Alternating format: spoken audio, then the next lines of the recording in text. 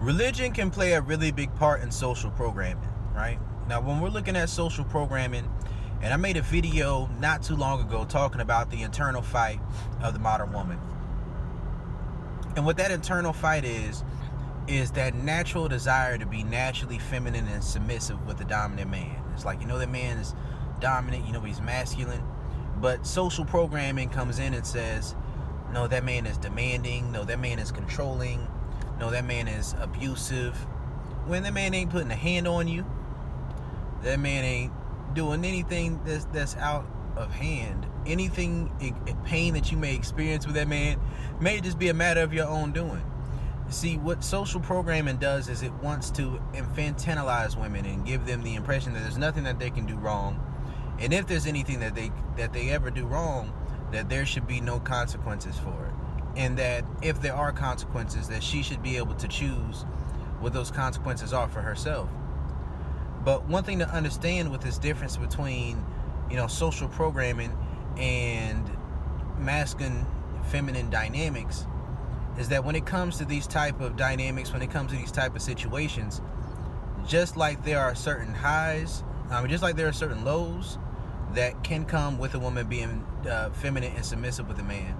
Because those are things that a woman's afraid of. Like, what a woman's afraid of is the narratives that are pushed of a man who's controlling, who's domineering, who's abusive, who takes the fact that she'll be feminine and submissive with him, and then he'll take advantage of those opportunities in order to, ultimately disrespect that woman and to put her down and to hurt her in some type of way. A lot of instances don't actually work like this or don't have to work like this. You got to understand what I'm saying. A lot of the social programming aspect of what women view as being respected is something that's kind of contrary to nature. What I mean by that is, like if you look in the Bible says, man, love your wife. And the Bible says, woman, respect your husband, right? There's certain things that come with this as into why these things are important. And this is why it's important. When it comes to a masculine feminine dynamic, when it comes to those different aspects of relationships and social sexual dynamics, a woman is not going to be able to truly love a man who she views as completely her equal, right? If that man is on the same level of that woman in everything in life, or sexually and how they make decisions, everything is 50-50, eventually that woman is going to desire a man who's going to be dominant. But what social programming does is it gives the woman the impression and the mindset and the idea that a man who is dominant, a man who knows what he wants and he goes after that, and he either doesn't take no for an answer or he takes no as a complete answer and doesn't keep going forward, that type of man is one who society views him as toxic. But when you push that desire to be with the dominant man and to be submissive with him out of your forefront of your mind and your thinking when it comes to your ideology, when it comes to dating and relationships, what happens is you push the dominant masculine men and the men who have a high level of sexual attraction to you, you push that into the short-term sexual relationship box. And if your social programming says that being feminine and submissive is something that is not a good thing, then chances are women will encounter men like this. They will encounter men who are upfront about their sexual intentions, who aren't in any type of rush for a relationship. But if that woman is attracted to that man, if she's feminine and submissive with him over time, she gets with this program, then she would be perfectly suitable for a long-term girlfriend or a wife. But what often happens is, and you see this a lot when it comes to women's bios on dating apps and things like that. What you see a lot of is women saying, I'm not looking for friends with benefits, right? No hookups, no friends with benefits. Or you see a woman just say no friends with benefits. And what that's her way of saying is, okay, cool.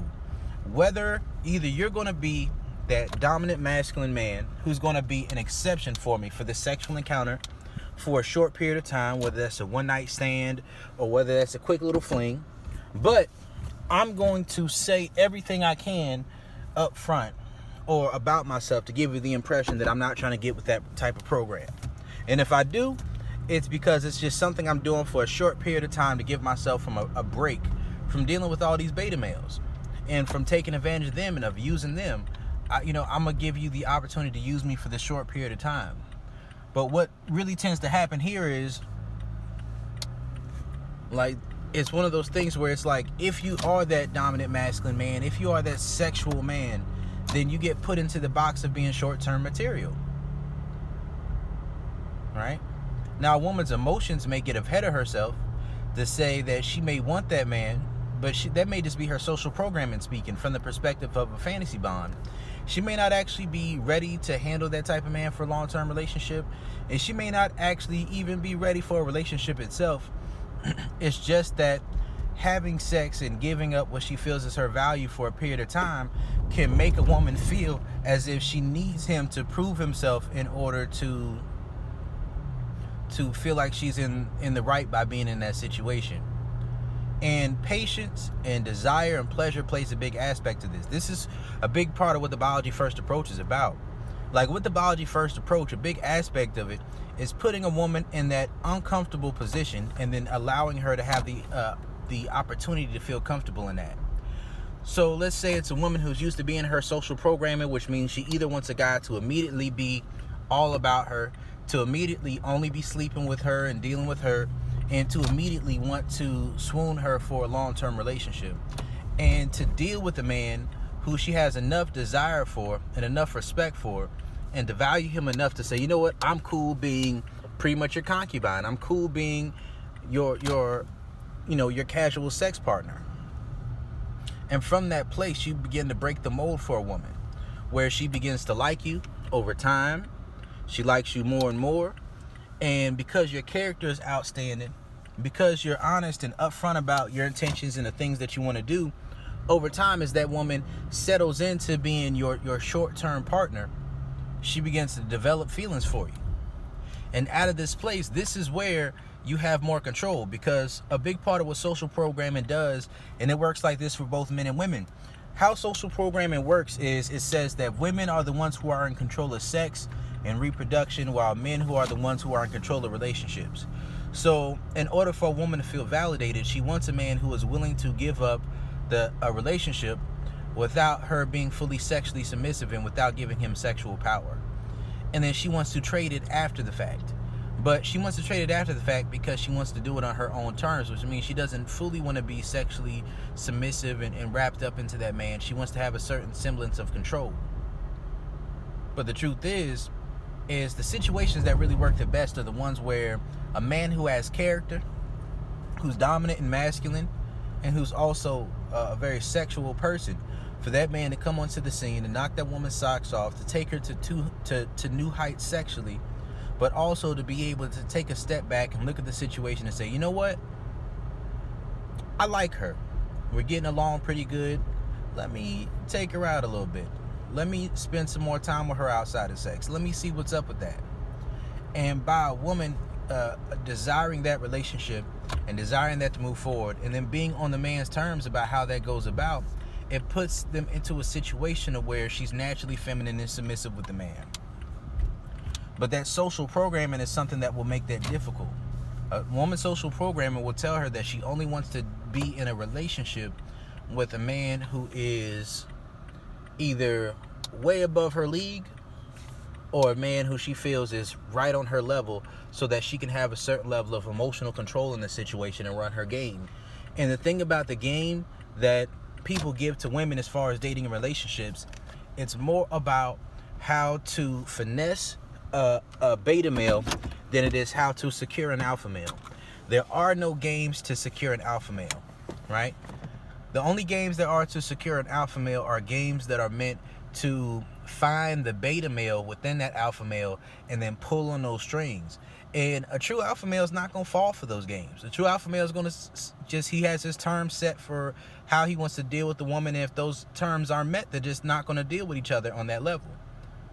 But the advice that people give to women is about how a woman can try to push her program, to push her mindset, to push her beliefs and how she wants to do things onto that man, and to manipulate him to do that through access to her sexually or through different means. And what I come here to tell people, and what I come here to say is that, nah, it's just a matter of a woman dealing with a man who she desires and respects enough and trusts enough to say, okay, cool, you are going to say some things or do some things that will hurt my feelings. But I understand that you do those things with a reason. I also understand that you're a little bit more logical than me. You are a little bit more thought out and planned out in your life goals and your plans. And because those plans include me, I appreciate that, and I want to get with your program. I want to get with the vision that you have set forth for your life, and I want to be included in that. Let me know what I can do to be an asset to you. That's the approach of a feminine woman. Now, some women will say that that's not truly feminine. Some women will say that's codependent. But honestly, what those women seek from a man, those women who are in their social programming, is they seek a man who will take that same mindset towards them. This is your plan. This is what you want. This is how I can try to be what you want from me. And I'm going to try to do all these things and be an asset to your life. And the truth is this: a woman is not truly going to be happy with that unless she's resigned herself to be happy with being in her masculine energy. And once a woman starts feeling herself, she's going to want to get more into that. Let's say that woman levels up financially or in her career. She's going to be around men who she's going to view more dominant, more attractive, more sexually attractive, and more financially and socially successful. And when she's around that, then that may begin to change her views and her desires. You know, some people think it's cool to be in a relationship where it's 50-50, 50-50 pursuing is you're completely equals. But the truth is this: that's not something that really lasts and is maintainable and sustainable for the long term. That's not really how things work. What you have to understand is that when it comes to relationships, there's a reason why there should be a masculine-feminine dynamic. There's a reason why certain things should be understood. There's a reason why a woman is more emotional. She's meant to be more emotional. There's a reason why it's difficult for women to have an idea and a belief and to stick to it and to stay to it. It's because women are meant to be more malleable. Women are meant to bend themselves to be within a man's program. Women are meant to carry themselves in that type of way. And that doesn't take away from their career success. They can have all the career success they want. That doesn't take away from them having a personality and individuality. They can have all the personality that they want. But as far as their plans moving forward, when it comes to relationships, when it comes to sexuality, being up under a man, being up under his protection, his guidance, his good dick, being up under that and giving herself over to that is really the best option that a woman has. And some women do have the options to be the one who's in control. But being in control is something that's more meant for the more logical party. Being in control is something that limits your own ability to tap into letting go of your inhibitions and letting go and just experiencing pleasure. Because when you take them and experiencing pleasure, that can affect you on an emotional level. You know, men oftentimes don't have that same ability or don't have that same freedom. And you can, but things need to be established with the woman first before you get to that level, or you're going to put her in a position where she's in control. And you don't want a woman in control of you in a relationship, because the emotional nature, it can be flip-floppy sometimes, it can be wishy-washy. Sometimes a woman will be caught up between her social programming and her feminine energy, meaning that if you don't pursue her enough, her social programming will say that you don't want her enough, and then she'll act out.